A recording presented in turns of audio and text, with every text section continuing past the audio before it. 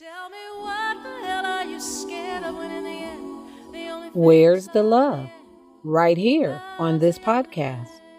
Welcome to Love Welcome Drops, to Love Drops, where your where the hosts things and that One Love took good ambassadors, never Charles receive and will Diane, always will together share long love, to hope, unity when and it takes the inspirational sweetest love's topics life. taken All from of the their things journey that we and world enjoy, all of events. the We challenges will of also life. include on location recordings and special pop up guests from cool places all around the world. So sit back, relax, and enjoy the show. Whether big or small, love never fails. Oh, love it conquers all. Love never fails. Good morning, Diana. Thank you and Charles both for having me here on your Love Drops podcast. I'm excited about the work you're doing and feel honored to be a guest. I'm Angela Howell.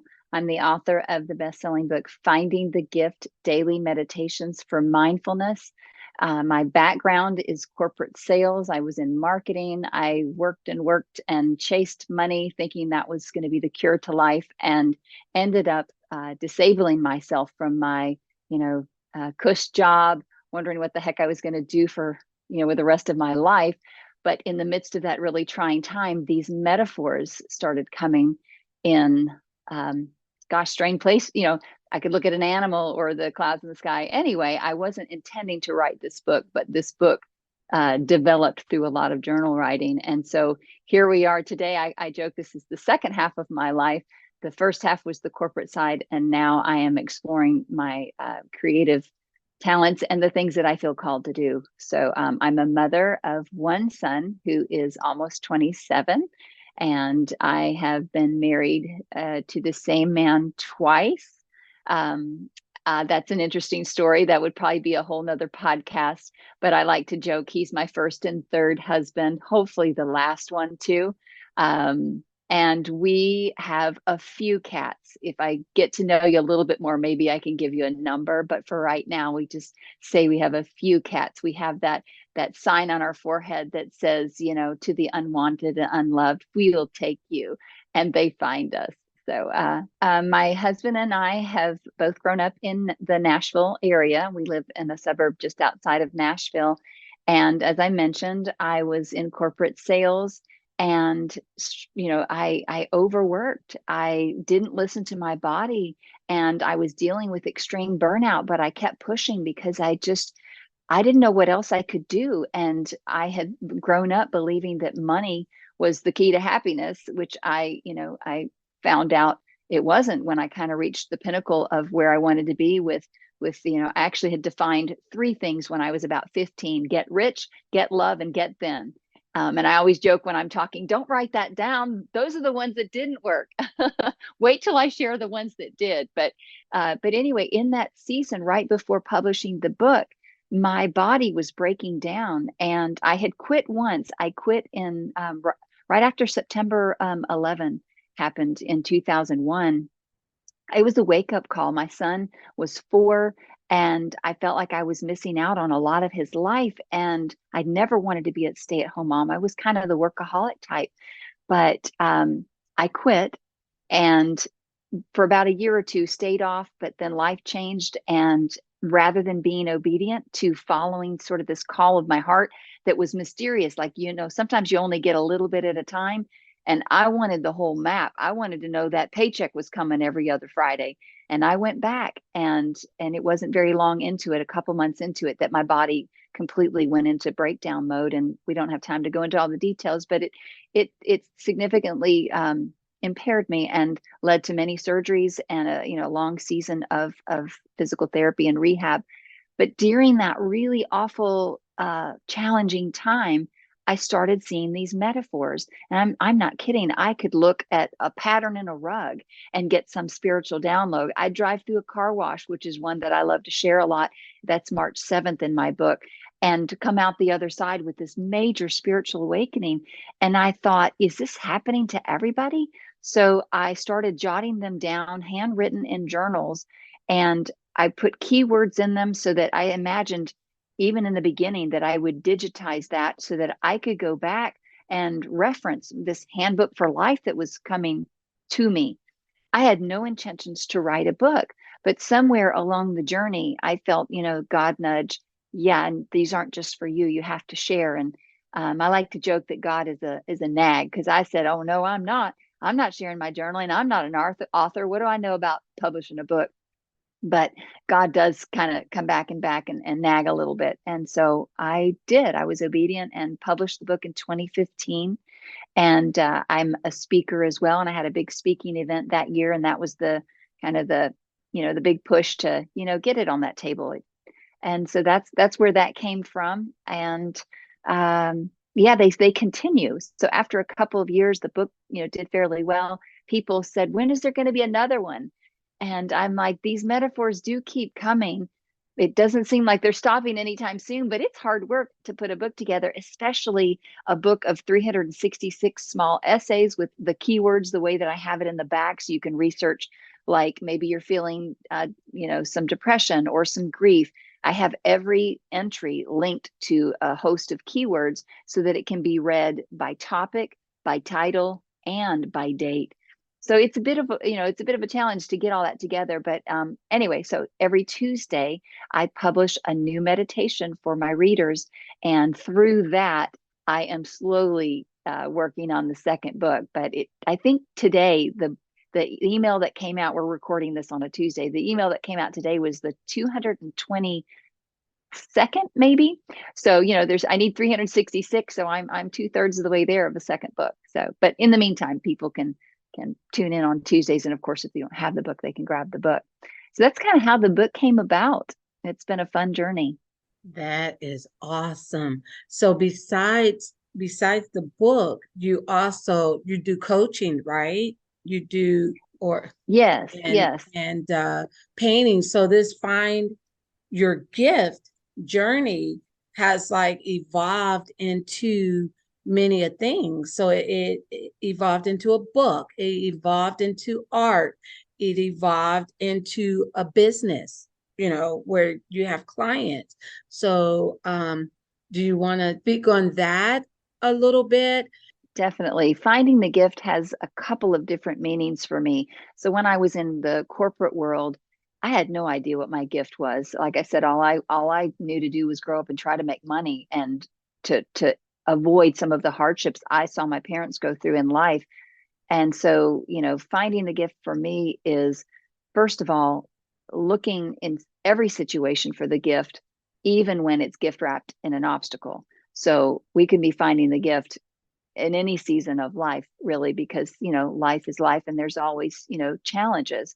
So to me, it's, we can stare at the problem or we can imagine the gift, and even if we can't see the gift, we can trust that one's coming. And it feels better to sit in that posture of believing there's a gift here somewhere, even if I can't see it, versus this really stinks, and continuing to focus on everything that's wrong. And then to what you're referring to about my gifts to give this world, I see this world as kind of like, I'll just use Easter egg hunt since this is the season that we're in. We all have our goodie basket, and I give you some of me, some of my gifts, and I receive from you some of your gifts, and I put them in my gift basket. And this whole life is a gift exchange. You give to me, I give to you. I give over here, I receive over here. I may give over on the left and receive on the right. It all balances out, and that's another way that I look at finding the gift. Um, but also to what how the different things have evolved. It's also about being tuned in and mindful. So finding the gift to me can't happen unless I am present in my body, tuned into my circumstances. And I get asked, do I have to be, do I have to sit cross-legged on the floor to, and I'm like, mindfulness is not exactly the same as meditation, although it is very similar. It's a type of meditation, but mindfulness is simply being where you are while you're there for as long as you're there. And I love to encourage people to tune into their senses to help them get present. So, like, what am I seeing? What am I hearing? What am I smelling? What am I tasting? It's like, that's some breakfast. Hey, you got some food in your teeth? Let me share that is now a gateway to mindfulness, because when you're thinking about that piece of food in your tooth, you're not thinking about anything else. You're present. So we just found the gift in, piece of lettuce stuck in our teeth. So finding the gift has many, many things. And really, the people that I love to serve are those who are in some sort of transition. Maybe they're looking at life and they're not seeing a lot of gifts, but they want to. They know there must be more to life. They just are looking for the bridge to get there. And so my hope is that through my book, through my coaching, so I have a program. I'll speak to a little bit of that since you asked me about that. And I came out with this program called A Life Worth Having. I had a good life, but I just couldn't, just wasn't, it just wasn't completely fulfilling. And I didn't understand, because I had followed my rules. I had, sought money. I'd found a good man, and, I tried to keep my, my outer appearance. Those were all just shallow things. I had to really figure out how to get in touch with me. Um, and so anyway, I've been a seeker of personal development and growth all my life. And I like to think of my coaching program as a nugget from all of the sales seminars, all of the personal growth, all of the spiritual pursuits. You know how sometimes you read a book and there might be one thing, there are like tons of good things, but there's actually one thing is so good you're going to implement right away. And so my coaching program is 10 modules that I spread out over 12 weeks. It's an intensive program, but I see revolutionary change usually by the third week, because the very first module is about addressing these negative beliefs, this programming that's running our lives. We are where we are because of the beliefs and the tapes that are going through our head. And if that's working for us, great. But if it's not, it's time to change the software. And so that's a program. And then just last late fall, I launched Micro Magic, which is a 22-day program to help people who struggle with avoidance and procrastination. So I teach some things to help, make procrastination disappear. And I love working with people. I love to pass on what I have learned through my own challenges and, pass on to people who are facing the same things. I don't see anybody as better than or worse than. Most of my writing and my speaking is a we. It's not I have done this, now you need to do what I did. No, it's I've been taught this. I'd love to share it with you as we go through this, as we continue to get better. We're all at different levels, but we are we. So there's a lot. How about that? That was good. That was so good. I like how things are just like I have something, and how things are just taking on, like it's falling how it should be. So yeah, that was excellent. That was excellent. Um, I think I'd like you to, so you've told us about the journey, and you told us about, how it's run, how things have just worked out. So we've been the smooth, but you said a great thing in the beginning, which I really loved, and it was finding your gift, even when it's wrapped in obstacles. So I like to kind of speak on that. So, like when the gift is wrapped in obstacles. So, like when you were finding your gift, and when it was wrapped in obstacles, what were some of the, what were some of the things there? Like, Some of how the did you? challenges. Yeah, some of the challenges. How did you address that? How did you work through that? Yeah, I wish I could say, gosh, I just can't even think of any, but life is life, and we all get our share of challenges. And so, the most pressing thing at that time was my health. And, it was frustrating to be in my 30s and have my body breaking down, and to require all the surgeries and the physical therapy. And there was 3 years where multiple specialists couldn't figure out what was going on with me. You know, it doesn't always feel like a gift at the time, but I can look back from where I'm sitting now. Oh, that season was such a gift. I was chasing the wrong things. I was climbing the wrong ladder. It doesn't matter how high you get if your ladder's against the wrong wall, right? And so I was it was, just a massive life interruptus. I feel like I was led out of corporate sales through 9/11. And then when the going got tough and I needed, to feel more secure financially, I went right back to what I knew was not where I was supposed to be. The trouble is, I didn't know exactly where I was supposed to be, and I didn't have enough faith to take that trust walk at that time. And so I feel like when I went back, it was like, okay, we're going to have to do this the hard way now, and I didn't listen to my body, and my body was giving me cues that this wasn't going to work anymore. But I worked to a point where I could barely lift my arm to brush my teeth. I'd have to kind of position it against the wall, and it was just a mess. But that whole health challenge trial brought me this new chapter. Like, the second half of my life is authentic. I am sharing my lessons through my book. I'm suddenly, I finally gave myself permission to doodle in art, to just kind of dabble a little bit. And that was the fall of 2014. And I had this massive urge to take my art to this book launch that was, held in November of 2015 at a coffee shop. And I'm thinking, that's so dumb. This is a book launch. Why am I going to take art? There's no good anyway. I'm already bearing my soul and getting naked by sharing this book and my deepest thoughts. You made me share my journaling. I'm not sharing this art. And it just, the voice was relentless. And so I took 8 paintings to the coffee shop, and when it was over, they said, well, we really like your art. We'd wondered if you'd wanted to leave it. And I'm thinking, what? And I said, why? And they said, well, we'll put it on the wall. I'm like, well, people will see it. And they laughed and they said, well, that's the point. And so I'm like, but I don't have anything. I don't have the hanging hardware on it. I kept thinking of excuses, and they said, that's okay. We'll just prop them up on nails till you can come back and do that. And so here's the thing: when we take one step at a time, and we're willing to basically see only enough, like I'm getting this image of driving through fog, we only get just enough to get to that next place, and then a little bit of that fog goes away, and we're like, oh, okay, I can see more road. That's really how this trust walk is. And so here I'm listening about publishing the book. There was no clue that anything was going to come about the art. I just really wanted to express that way. But then the next thing you know, I launched art the same night I launched my book. That was unexpected.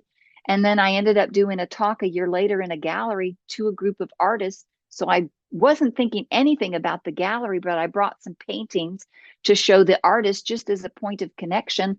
And the same thing happened. The art gallery afterwards said, we really like your art. Would you be interested in representation? And I'm thinking, do these people not understand? I don't know how to paint, but I take the gifts, when they're handed to me now. I'm a little bit more open to, well, that wasn't my idea, but that's a pretty good gift. Yeah, I'll take that gift.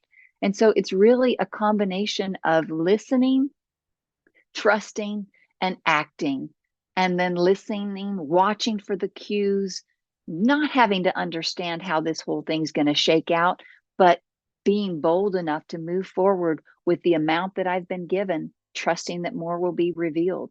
So the health thing was a huge challenge, but look at the life I live now. I mean, I still pinch myself. I got people who now, pay me. They hire me to do a commission piece for them.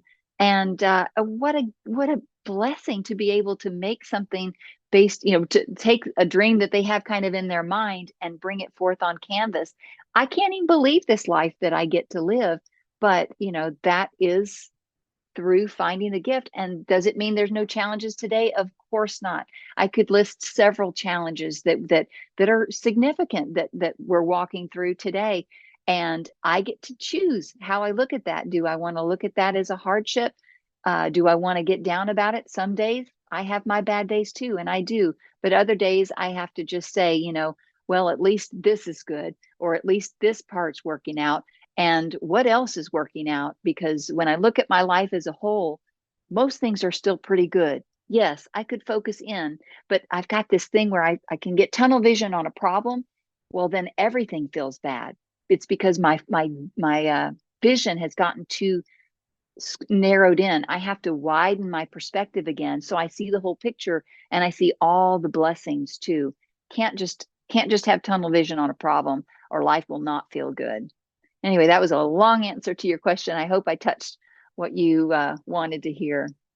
So good. You just like you got like two in there because I was thinking as you were, doing the challenge wrapped in obstacle, and you hit like the highlights and the wins too, because when you look at that whole gallery, the whole painting launched at the same time as the book, and just all of the doors of opportunity that have been open just because you took the lead, just because you said, I'm going to drive through this fog. I'm not going to pull over and put myself in danger of, Mm-hmm. maybe being hit or just getting stuck or missing what's right on the other side of the fog for me right now.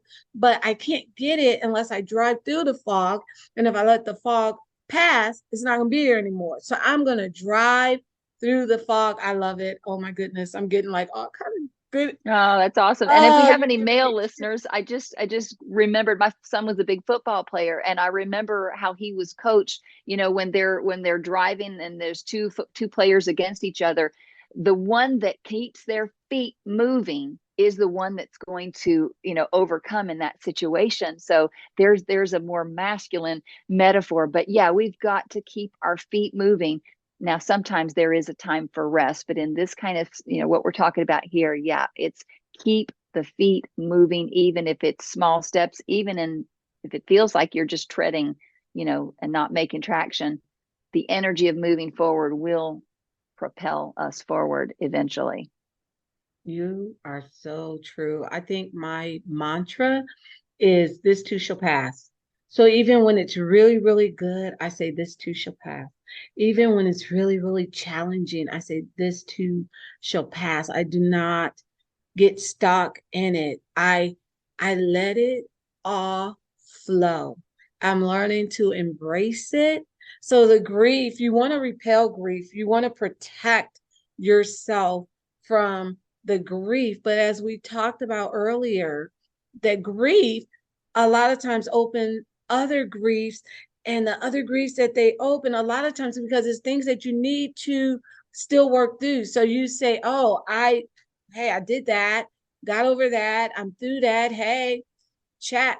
And then you get this grief and it brings something back, and you like, maybe I got a little bit more that I need to work on with this, but you don't see it until that grief bring it. It's like a vibration that has to be brought up. It's certain things that I could tell you about, synchronicity, right? We could talk about it all day, but it really doesn't hit until you have that synchronistic moment. It's like, whoa, everything aligned, right place, right person, right situation. And just like this, wow, what a Yeah. yeah, you know? Oh, I love you said so many good things there. One about this too shall pass, even in the good things. It's so good to recognize that, because if we put all our stock in only the highlight moments, that's not realistic. That's not life. I remember a therapist telling me one time, never get too high or too low. And I said, oh, wait, what's wrong with getting too high? I mean, how could there be, too much goodness? And it's because if this is balance, high really, really, euphoria takes us way off balance, just the same as something extremely low.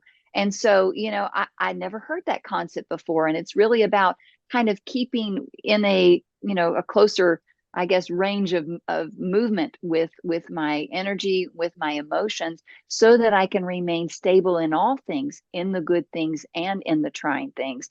And then the point that you made about grief, yeah, we've chatted a little bit about that, and from some different areas. We're both looking at grief in this season right now, and it does feel like some grief brings up all grief, but like you said, maybe it's just time to let a little bit of more of that out. And I like to think about my tears. Sometimes I feel tears in my face and I don't even know why they're there, but I don't have to understand why they're there.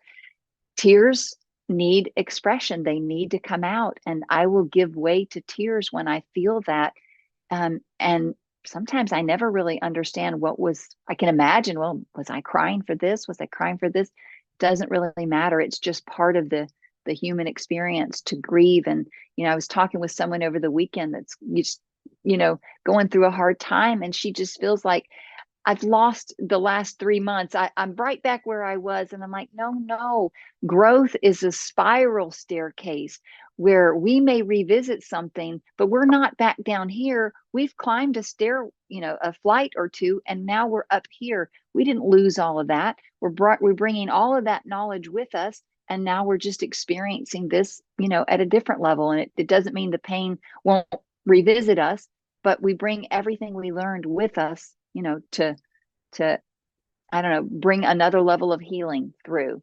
And I think it's a lifelong journey, right? I don't think it ever, we're for people that, want to grow, we're always learning, we're always healing, and we're always paying it forward. Yes, you said it. And I like what you said about when the pain comes back. It's not that we retract it, it's not that you fell back. What it is so when you look at life really, and so you say, I'm gonna start over. So even in starting over, a lot of times I will say, I'm gonna begin again. Because in beginning again, you are taking all those experiences, you're taking all of those learned pains and joys and everything, and you're using it. So even when it comes back, you're more equipped. So it's kind of like, you have a fighter and you learn strategies. And so you learn how to duck and you learn how to move out of the way and let that just, go by. But it's not the same thing because we can't in this life begin again ever, because that means like going back into the wound and, popping out and even when you're relearning things, there's still a memory there. So even like you relearning to walk or relearn to talk or relearn, there's a memory like you've done it before. So it's not you're beginning again. So you're just starting from a point. So for me, when I feel like, oh my God, I just lost so much, I immediately say, okay, what do I have? I start focusing on, just the wins and how far I came. So it can be like, well, here I am again, and I find myself at this junction of, making a professional choice, but it's not the same because I have education, I have experience, so you have all these things. So you bring more to the table and and you're stronger. You have muscles. You have muscles. Yes, Yeah. absolutely. Yeah, there was something that you said that reminded me how, uh, you know, we have things in us, we have wounds in us from our past that need healing. And, have you ever noticed like the same people or circumstances bubble up in your world? It's like, oh my gosh, and but I believe that God loves us so much that he wants us to heal the wounds so that we attract the same kind of people, the same kind of circumstances. So like you just said, now that we're equipped with more tools for coping, more tools for, interrelational type tools, we can show up differently. We get the chance. It's like a do-over and a do-over and a do-over, and we get the chance to show up not because the situation is any different, but so that we can be different in the situation.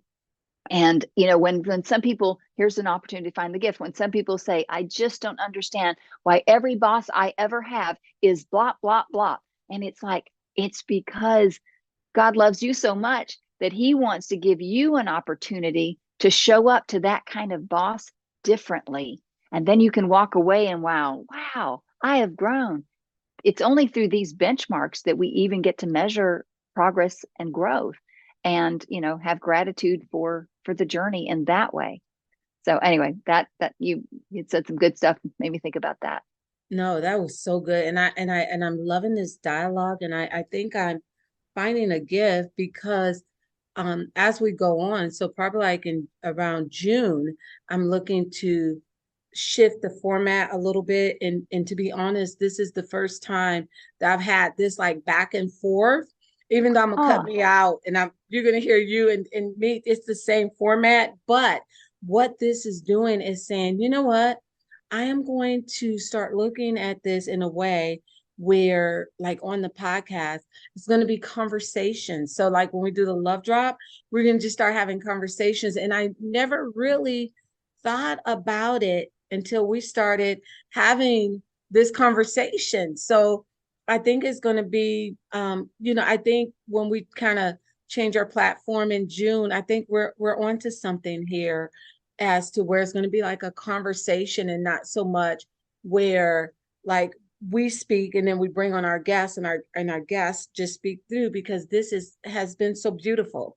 So this is Oh, thank you. This is what I was expecting. Most people do is interview back and forth like that. And so I wasn't aware that it needed to be other than that. But I've got a friend who does a podcast, and I think she's just a natural as far as conversational back and forth. But you've done really well too, with that. So I would say embrace that, because to me, when two people get together, magic can happen, and we feed off each other with the questions and the comments, and it takes us on a journey together. So I love the dialogue type interviews and podcasts. I think you've yeah, done a great job. So yeah, I would consider you, or encourage you to consider that. thank you so much. And it's so interesting. And I love it because we're doing it. Find your gift. And so it's like, okay, it's time to evolve. It's time to evolve. And I think that that is a big part of finding your gift, or finding a gift, is to leave room to evolve. So many times we find a gift, right? And so we say, this is excellent and more than I ever thought. And you just get fixated. You just stay on that particular part, right? You just stay in that place and not allow to elevate, so you have to keep elevating, because the gift is not, I don't want to say, it's not kind of like just rooted in one. It's not like a one and done. The gift Exactly. evolves, it grows, it keeps going. If you will just allow yourself to be open to receive, the gift will just, oh my God, it'll take you into stratospheres beyond, you know? Receiving is not easy for many of us. I'm a giver. It's easy to give, but it's also been a defensive strategy growing up that way. It's just like, don't look at me and let's not think about anything I need. I'm just more comfortable giving. But receiving is definitely something I have to work on a lot. It's uncomfortable. It's to receive means somebody saw me, and just there's so much wrapped up in that. And I think many of us have to work more on receiving than giving, even, which I think maybe would surprise people, if unless they, had already thought about that. But yeah, receiving, I don't know about you, but receiving is can be challenging. It's just, it's more vulnerable. And but yet we can't have a gift exchange without give and take, give and receive. It works both ways. I can't let you feel like you're a blessing to me if I don't receive from you. So, it just, I have to be willing to be in both places, or, to receive and give. Right. And that is so good what you said, because it's like, yes, it's a blessing, but I receive it. But then in terms, when you are saying, okay, I want to bless you now. No, no, no, no, no, no, no. That's okay. No, that's okay. It's almost like a block. So what people, especially older people, have said to me is, don't block my blessing. Receive, and when you hear it like that, it's like, whoa, that is true, because it kind of put you in that giver position. It's like, well, yeah, if I want to bless you with something, you say, no, that's okay. Right. You kind of like cut there a little bit. Right. As much as I love to give, I need to let someone else feel that with me, right. I want to invite them to share their gifts as well. And the only way they can share their gifts is if there's a willing recipient. So it's Exactly. it's a beautiful dance that we do together. And that, it's kind of like this dialogue, back and forth, back and forth. We both contribute. It's a great flow. I agree. I agree. And I want to thank you so much for the time for coming on. This is definitely um above, it's definitely above. It's so much a blessing because I found my gift to just Ah, like do the conversation. And so I believe moving forward, I will continue in where we're at right now, but there has definitely been an aha moment that was hit here. And in that, it's like it'll be like love drops. And so when we do our guests, starting in June, it'd be like conversation with Angela. And what that's what we'll do. We'll have a conversation. We'll have our talk points, but we'll have a conversation. And I think that that's the next level. I think that's the next level for us. It's 3 years that we've been doing this. We started in 2020, so it's 3 years, about 160 episodes, and it's just evolved. It's evolved. mhm. So it's when you go back to the beginning, and then we get here. It's an evolution, and so the evolution continues. So as we wrap up, what I'd like you to do is just to leave inspiration, share some inspiration with our listeners, like an inspirational message to our listeners. Okay. Well, thank you again so much for having me on the show today. I want to briefly mention that I have a free gift for anyone listening. They can go to my website, angelahowell.com.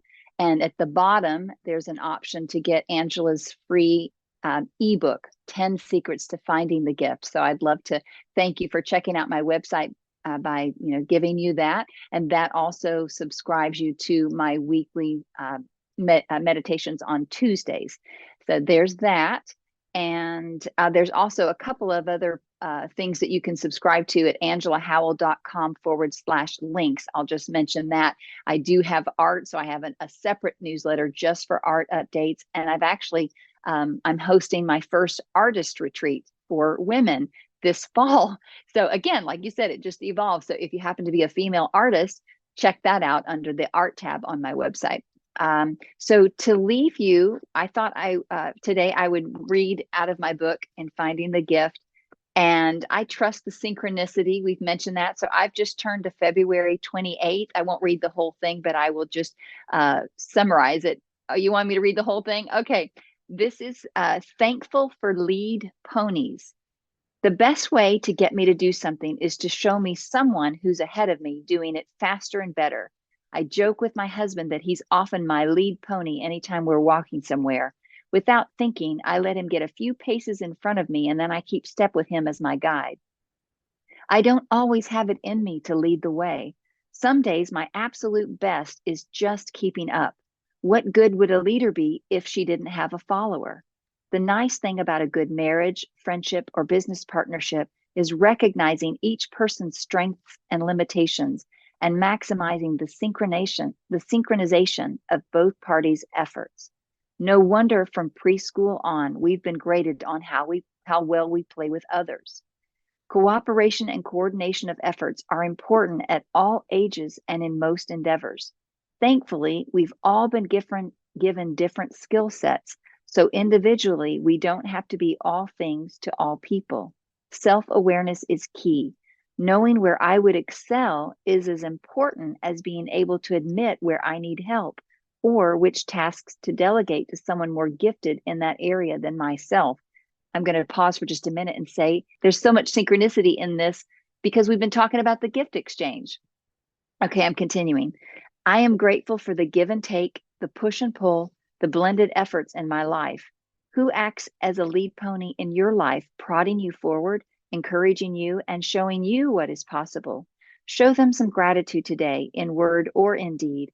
A lead pony is trained to guide others to excel beyond what they could do alone. They are other centered versus self centered. I am certain they aren't thanked enough, but today we can do our best to let them know how much we value them. So thank you again for this beautiful gift exchange, Diane. And it was great to meet Charles too. I'm thrilled that you found a gift, and it's been a treasure to be with you today. Awesome. Thank you so much. And I want to thank you, Angela, for being my lead pony today because and even before, because just what you're just watching and reading, I'm excited to get your emails because they really do just like pull you in, and it's like girlfriend time. Like it's like I'm chatting with my girlfriend. So even though it's our Aw. first time coming personal in contact, I feel like I met your spirit before. Like we just met there, and then now we just meet right here physically, and beautiful. It's just beautiful. Never a second will I waste. Never an opportunity to taste the sweetness of this life. Thank you for tuning in to the Love Drops podcast. Be sure to follow this podcast and share the love with everyone you know. Until next time, this is Charles and Diane signing off. One love. Love it conquers all, whether big or small. Love never fails. Oh, love it conquers all. Love never